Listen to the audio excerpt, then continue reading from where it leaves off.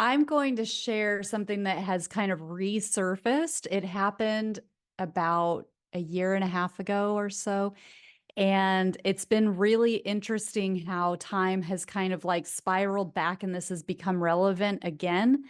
Um, so I had a friend of mine on the podcast last week for a live stream. His name's Ruben Langdon. He is the creator and host of Interview with Ed, which is an exploration into extra dimensionals. So Ed is ED extra dimensional. So he kind of began this, it's on Gaia, and he usually interviews channelers. And they, so part of it is get to know the channeler, and then part of it is channel. They'll channel and he'll ask questions and things. Um, and I had gone on a CE5 with Ruben. Do you know what a CE5 is? So it stands for Close Encounters of the Fifth Kind. And yeah, so and just in case, so I can see like the light switched on for you, but in case anybody's listening that hasn't heard of this before, so Dr. Stephen Greer is a UFO specialist and expert, and he kind of developed this protocol. Close Encounters of the Fifth Kind is human initiated. So I can't remember. There's like 1 through 5, and maybe it even goes beyond 5. And I think they're like one of them, like one of the numbers is like seeing a UFO, like you just see it.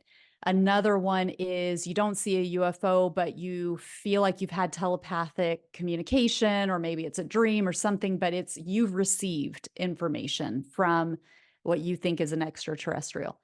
Another one would be actually going on a ship, like feeling that you have a memory of being on a ship.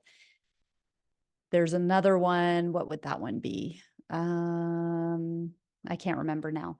But the fifth one is human initiated. So it's trying to connect with otherworldly beings. And so there's a whole protocol that he created where people get together and you use meditation. You raise your frequency, and you're out in the open in a dark sky space, so that you're kind of creating the conditions where you might be able to see something. And so Ruben was hosting one of these, and it was out in Big Bear, California. And so I went out there, and we were a small group, and we had this woman was doing singing bowls, and she was just incredible. And it was very much an inward journey. So we really spent a lot of time with our eyes closed, meditating, kind of getting our consciousness connected with space and with our higher self, and with our, if we have a galactic team, kind of galactic team sort of thing. And we did breath work. And so I did this breath work. And when we were finished with the breath work, I saw this with my eyes closed, but then I opened my eyes and I kept seeing it. But it was like these thin golden lines that were in a specific formation. It was sort of like teardrop shaped, but angular. So like thin, really thin golden lines.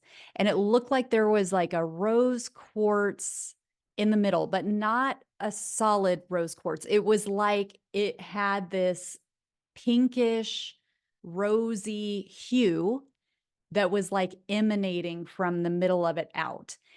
And I started weeping.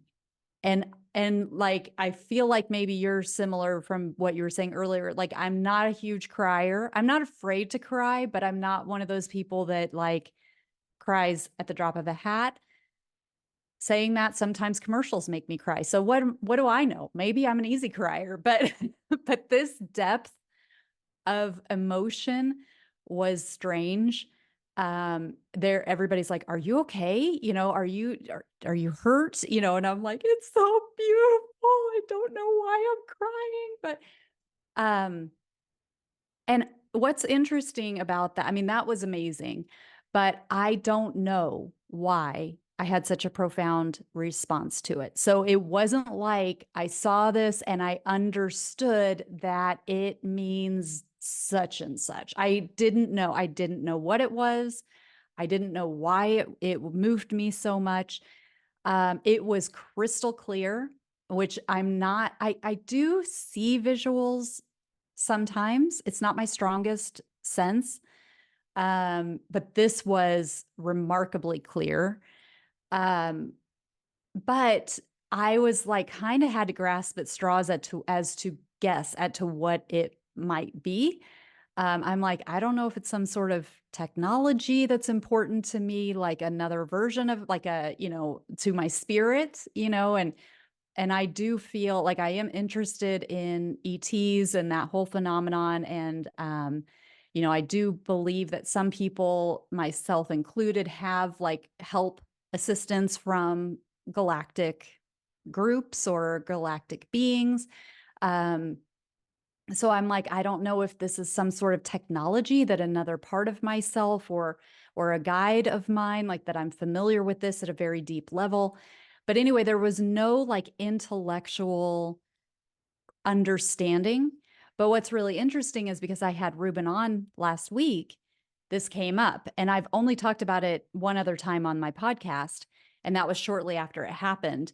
And so I was just kind of explaining, he was talking a little bit about what CE5s are. And I was like, yeah, I had this profound experience with you.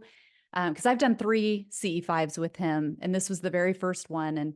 Um, and I'm like, and I still don't know why, but he was there. So he knows, like, yeah, you were like sobbing um, and so it was just kind of like that was fresh on my mind because we were talking about it. Well, then I started reading Gene Keys. Have you read Gene Keys, Richard Rudd? Have you heard of Human Design? Okay. Have you heard of Gene Keys? Okay. So Gene Keys it sort of came from Human Design and the I Ching. Richard Rudd sort of is the author, but he kind of what he received this information. It's 64 gene keys. It's to do with your astrology. You kind of like Human Design, you put your birth date in, your birth time, and then it tells you what your keys are. And I have heard about Gene Keys for a little while, and I've had a Gene Keys reading, and I have had people on my podcast talk about it. And I've never really felt drawn to read the book. I actually was put off by the book because a friend of mine who had read it was like, I don't know, I got a lot more out of my reading than the book. I would say you either need one or the other. And the book didn't really do much for me. So I didn't read it. But for some reason, I did have somebody on my podcast recently who reignited my interest in it. And I was like, do you think the book's more for practitioners, or even if you are not a practitioner, do you get value out of the book? He's like, oh, I highly recommend the book. It's really, really powerful. So I got the book and I'm reading the introduction, and the introduction itself was like, I mean, it was really activating. And there was one sentence in this book that said something to the effect of you have a hologenetic holo basically like a hologram, but I think it's like I think he called it like a hologenetic, like a hologram of your genes type of thing, that is within you, and it is your own unique sacred geometry. And that's what this sentence said. And I was like, oh, I think that's what I saw. And it was really interesting too, because not only had, the synchronicity of having just had this memory reignited, it was active because of my conversation with Ruben, but also like back in March, I was teaching a sacred geometry course, and I was teaching that course because I'd gone deeply into sacred geometry and felt this just mysterious sort of impulse to start working with sacred geometry. And then I was like, I want to help other people know how to do sacred geometry. And so I had this group that I was leading these classes for. And so sacred geometry catches my attention. And I'm like, I think what I was seeing was maybe my own unique sacred geometry. I don't know for sure that that's what that was, but it just seems like the the breadcrumbs that I'm getting point to that. And that was very, very meaningful and mysterious and profound and magical and mystical. And yeah, that was a beautiful experience for me. I was gonna say, talk about beautiful to be able to kind of get a peek behind the curtain and see some of your own sacred geometry. And I do want to say to everybody, there's a really fabulous, because I love documentaries. There's a fabulous documentary on Amazon about with interviewing Dr. Stephen Greer. Oh, And yeah. if you get a chance, watch it. It's really actually kind of fascinating.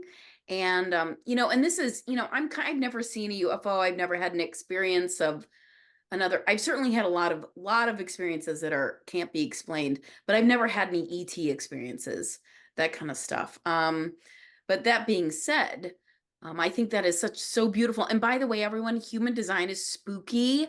Okay, check it out because it is eerie that this human being basically got this download, and it's another beautiful way to know the self.